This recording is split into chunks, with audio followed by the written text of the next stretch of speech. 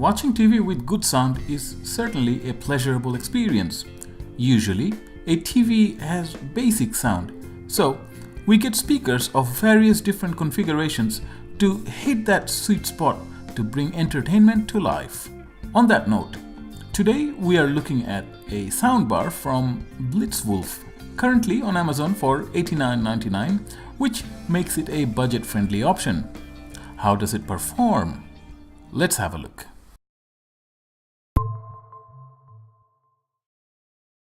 So BlitzWolf sent me this soundbar model BW-SDB1. This is a 36-inch soundbar that claims to have 60 watts of maximum power. Maximum power is not the same as 60 watt RMS. Bit of marketing sorcery there. The bar itself is full black except for the logo, and where there is no grill, the plastic has a piano finish. As far as the build quality goes, this soundbar is well made.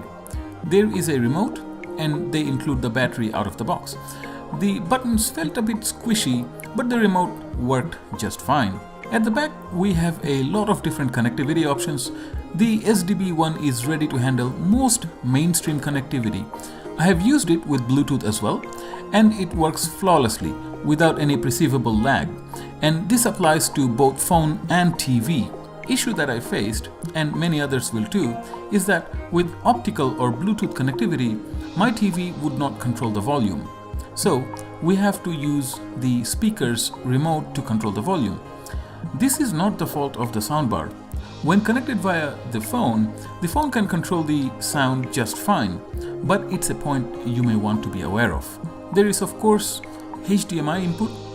This is HDMI ARC capable port, which is great for the remote issue, meaning the soundbar turns on automatically when the TV is turned on and the volume is controlled via the TV's remote.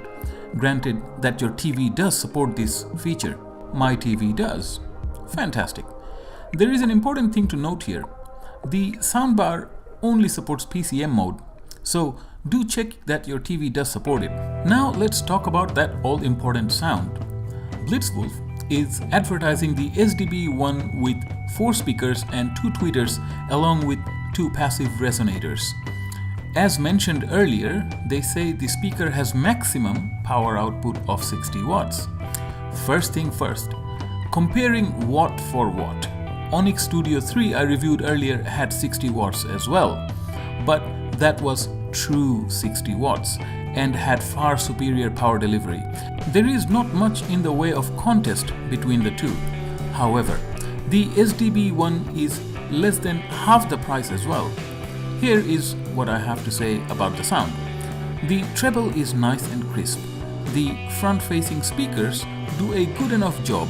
The 4 drivers handle mids nicely. I was particularly happy with how organic a female singer sounds. And this makes good sense as TV shows to a great extent has people talking in it. So they tuned the speakers favoring the voice. With regards to the lows, the rumbling bass, the explosions and the kick of the drum does not have much muscle.